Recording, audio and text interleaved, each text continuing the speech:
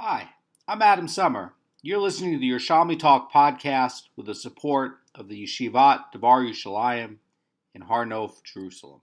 This is Kilayim, Chapter 7, Halacha 4, in the Art Scroll. We're on 65a2, and my son Aaron Yudah Leib is joining us for the shiur, so he gets the merit of learning Kilayim, even though he's 1 year old.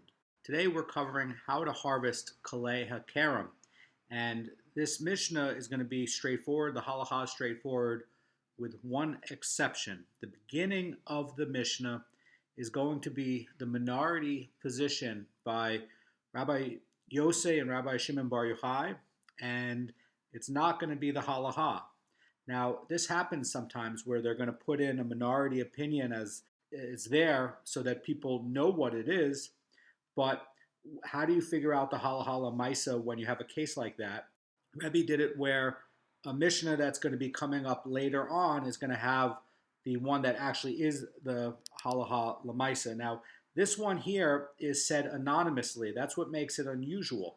Over here, we see it as if this is the majority opinion given anonymously by Rabbi Shimon Bar Yochai and Rabbi Yossi. It's not the halacha. And later on, we will see where the Tanna Kama position will come in, and in looking at how the shasas work, that's a case where it's a tool for you to see, like, oh, if this happens, like later on, this one will be the halacha, the earlier one will not be. So a lot of times within one Mishnah, there'll be an argument back and forth of this minority opinion says it, and then the Tanna Kama says like that. And that's going to be within the frame of a single Mishnah. And that's what we're normally used to seeing. But Rebbe also did it where sometimes it'll be in one Mishnah and then a few Mishnahs later, that will be the majority opinion over there. So it can happen both ways. What I find so interesting about the Gemara that's going to be coming up is that all of the Gemaras are going to cover in this halacha the rest of the Mishnah. It's going to leave out and not address the first part of the Mishnah. Why? Because even though it's anonymous, it's assumed that you know that this is not the halacha. So the Mishnah goes like this. If a robber sowed a vineyard with grain, and the vineyard then left the robber's possession and reverted to the owner's possession with grain that's already planted in it, then the owner harvests the grain even during Kol HaMoed. And again, this is going to be, hey, what can you do on Kol HaMoed? And how do you measure Kol HaMoed versus something that you can't do work on Kol HaMoed, and something that you also have a direct obligation to not do, which is going to be like with Kilayim. Are you going to be able to get out the Kilayim or not?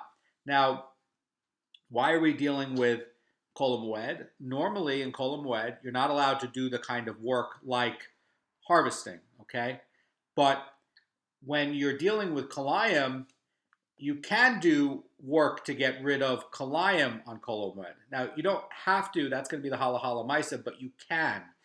And the Gemara is going to be talking about, when we get to the Gemara, about the obligation to remove Kilayim on Kol HaMoed, or whether he's just obligated to do it, or he's just allowed to do it. In other words, is he just permitted to do it, but not obligated to do so?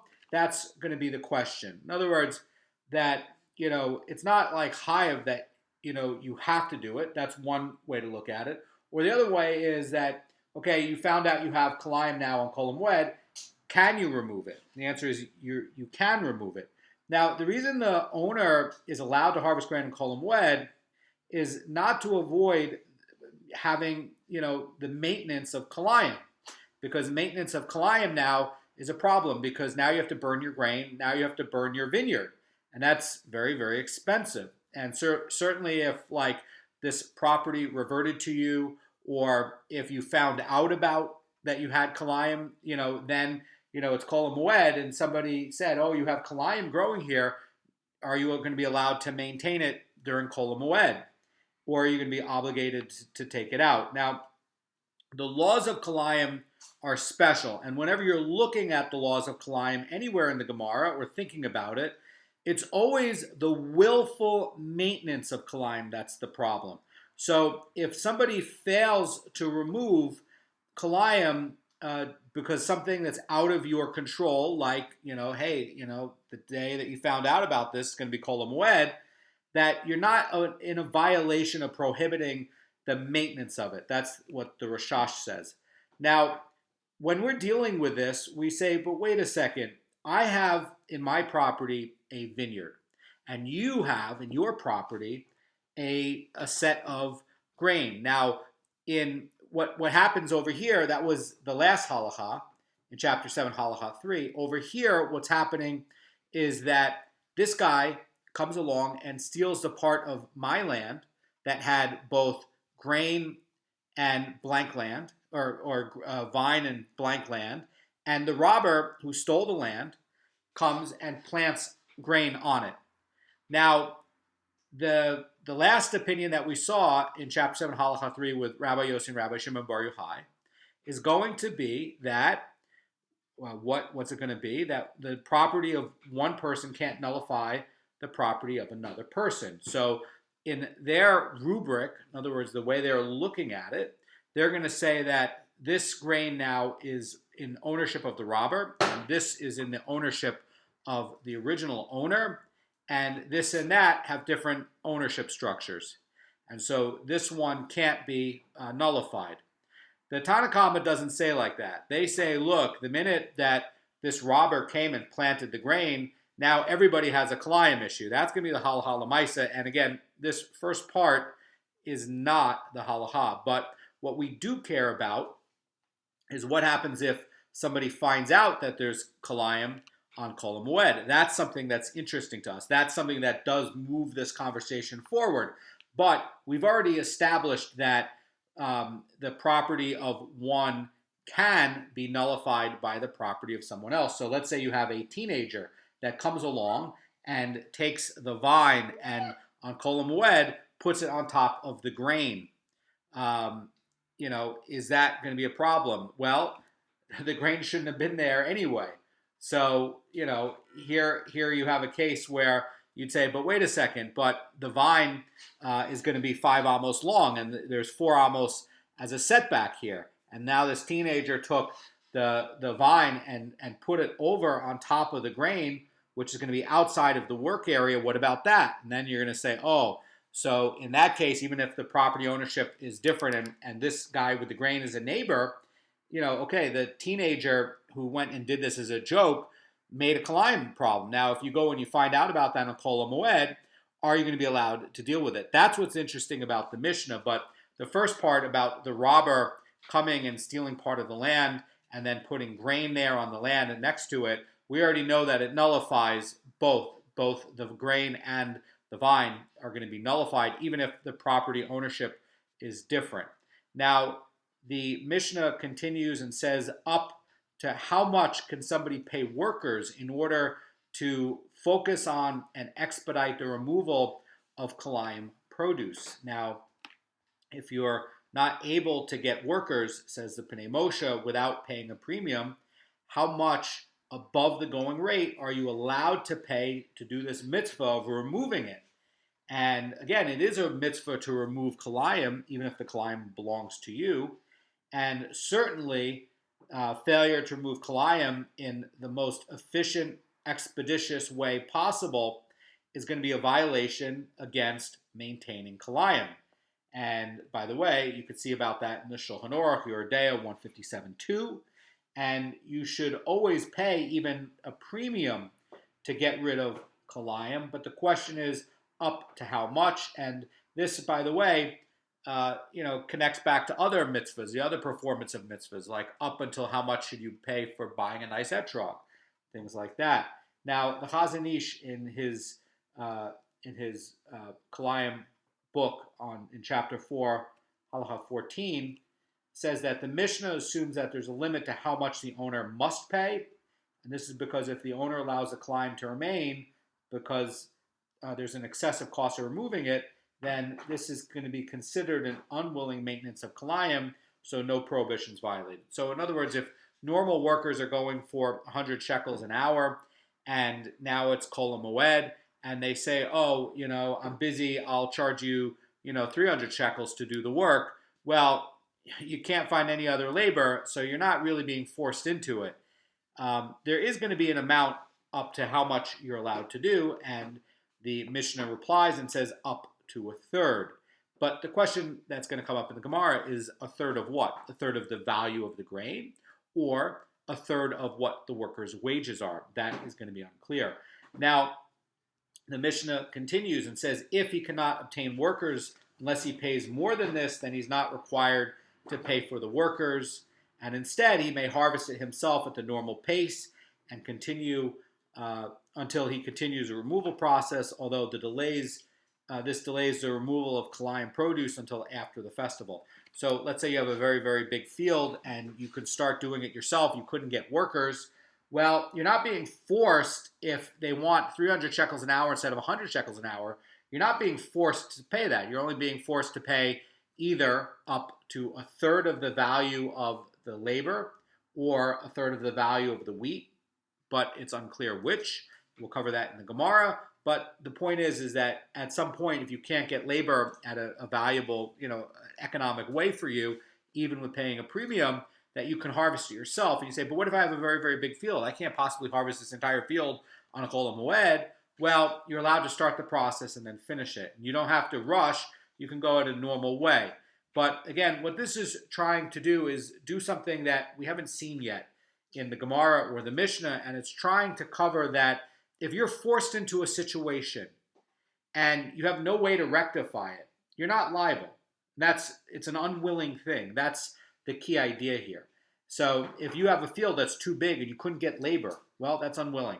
And now the field is too big for you to harvest on Kol HaMoed, that's also unwilling. You've started the process, but you can't possibly finish it. It's not possible for one person to do it. It's too much. Well, are you willingly maintaining Kilayim? No, you're in the process of rectifying it. You've already started the rectification process, but you can't possibly do it. And even if there's a delay in removing the Kilayim produce until after the festival, well, you're okay.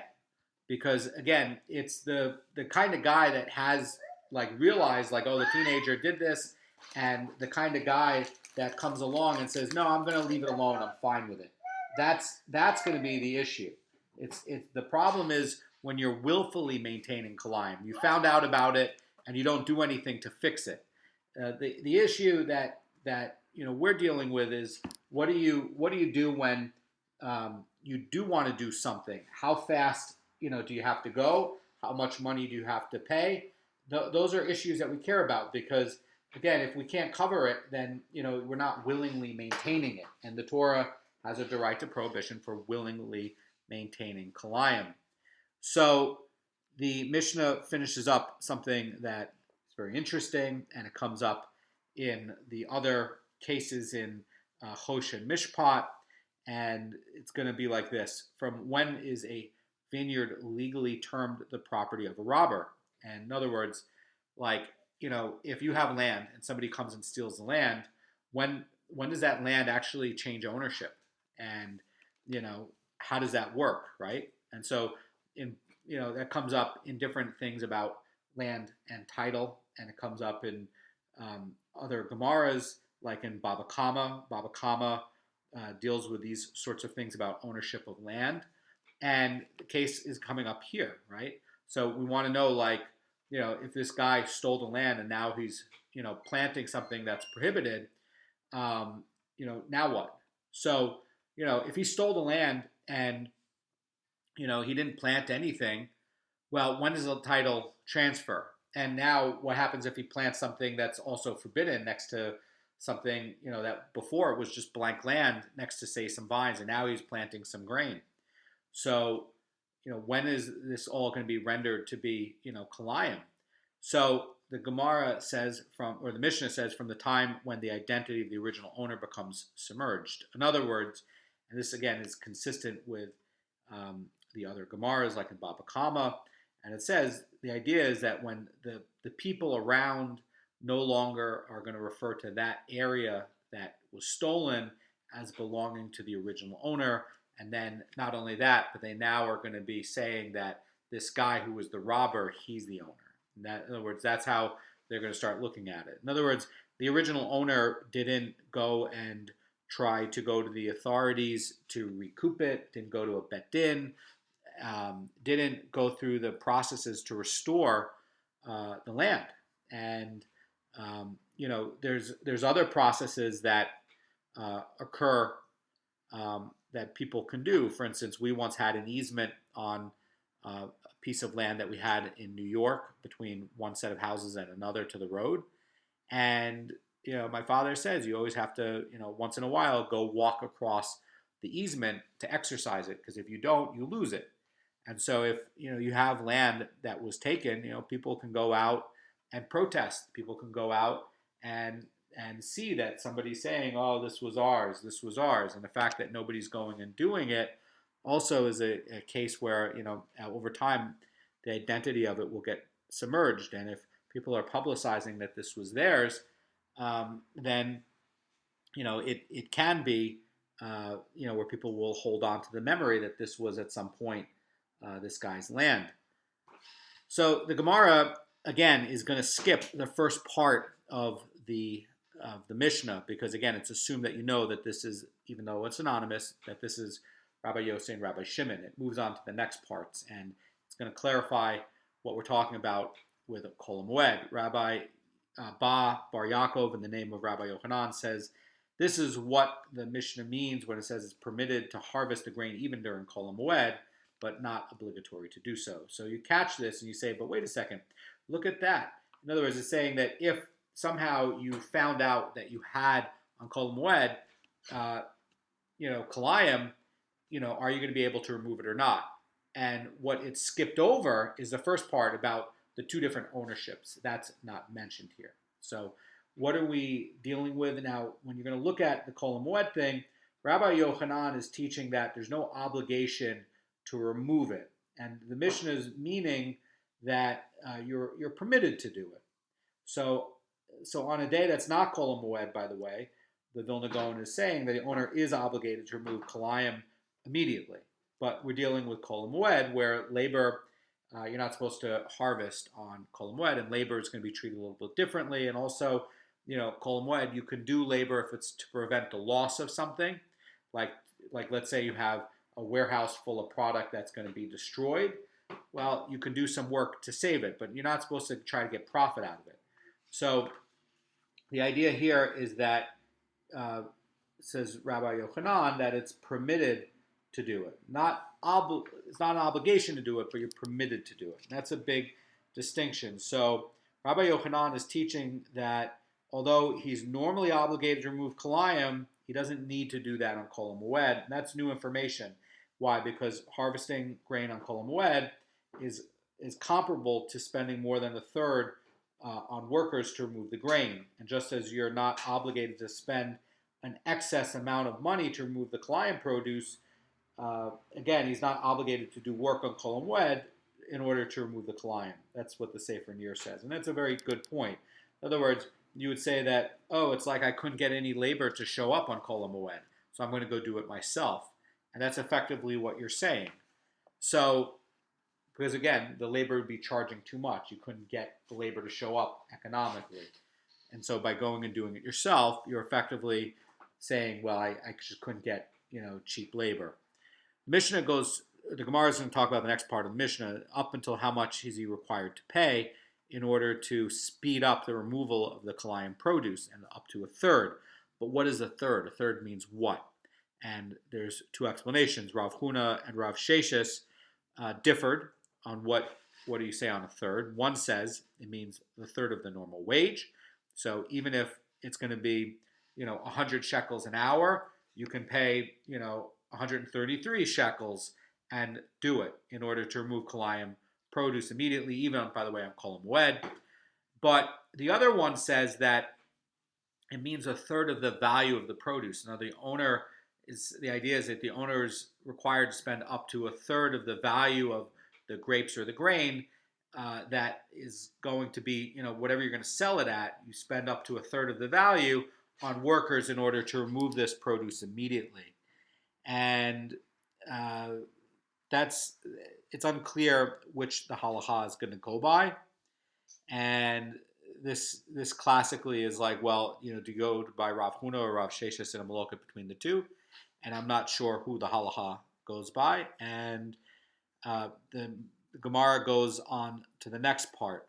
The Mishnah concluded and said like this: from when is the vineyard legally termed the property of the robber? And this is when the produce would, be rendered prohibited by the Kilayim he plants. And it says from the time when the identity of the original owner becomes submerged. Now, the quick first reading that you take of this is going to look like this is going to be like the minority opinion of Rabbi Shimon and Rabbi Yossi, but that's actually not true. That's not what's going on here.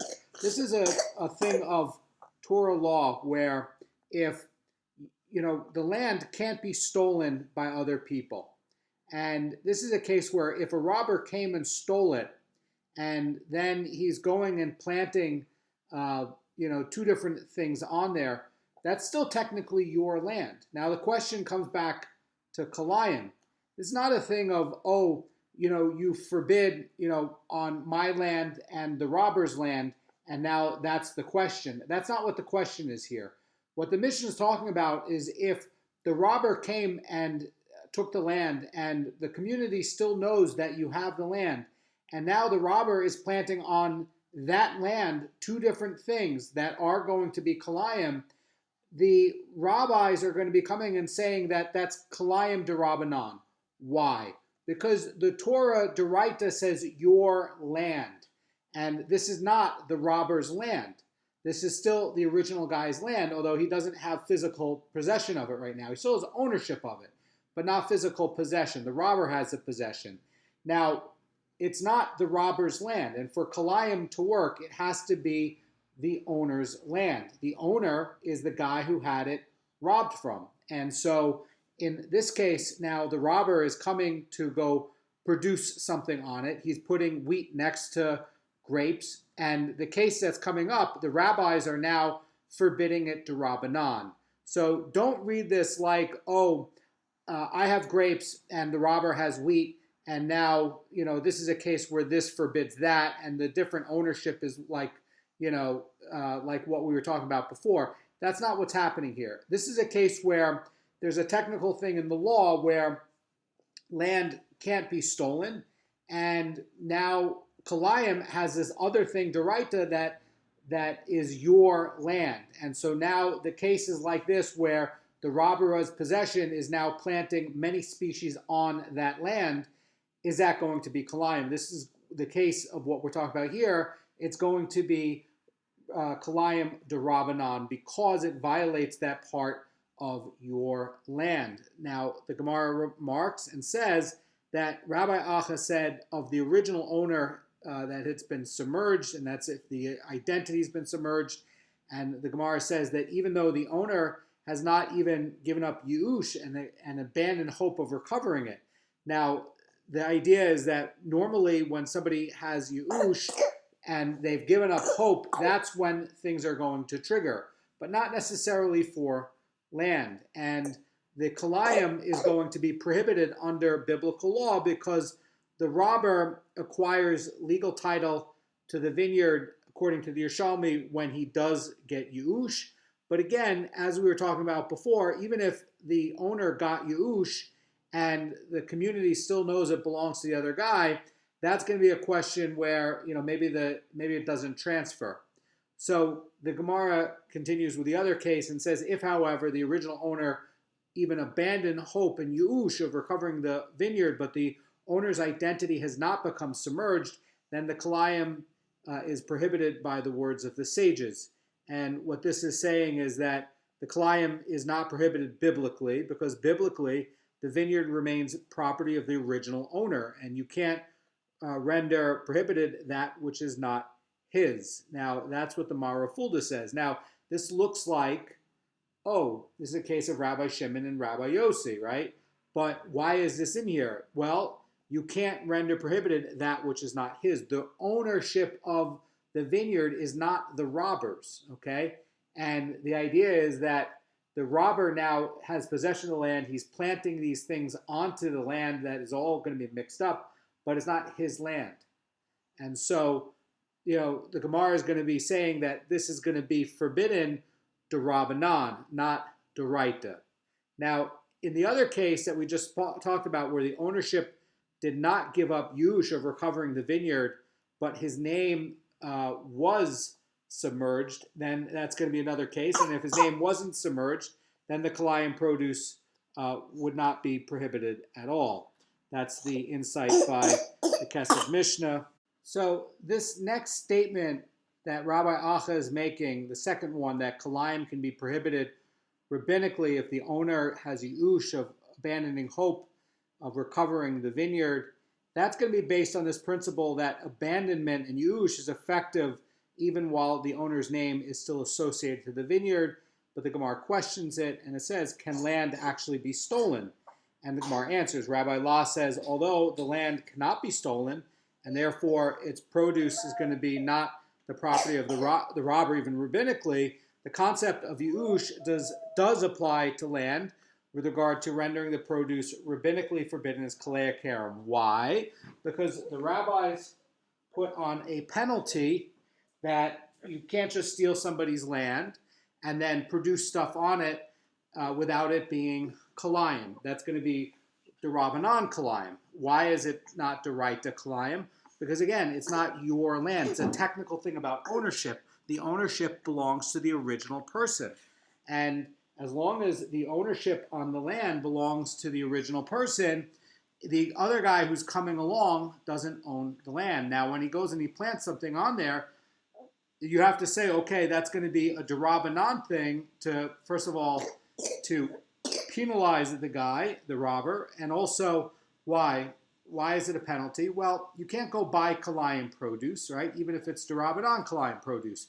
So it's to limit the market availability of it, and also is to create things so that it's logically consistent with the other Torah laws, that being the d'Oraita thing of Kilayim being with your land, and also the ownership, that the ownership is connected with theft, and that it just because somebody is occupying it doesn't mean he actually owns the land. So that is why that's a d'Rabbanan thing, and there's no contradiction between this and what Rabbi Yossi and Rabbi Shimon were talking about. In the case of Rabbi Shimon and Rabbi Yossi, that would be a case where I had grapes on my land, and the person over here who's the robber now planted grain.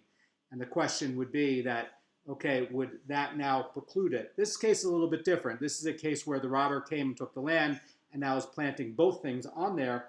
And now they're saying that, well, that's not your land, and therefore it's going to be forbidden d'Rabbanan. Have a great day.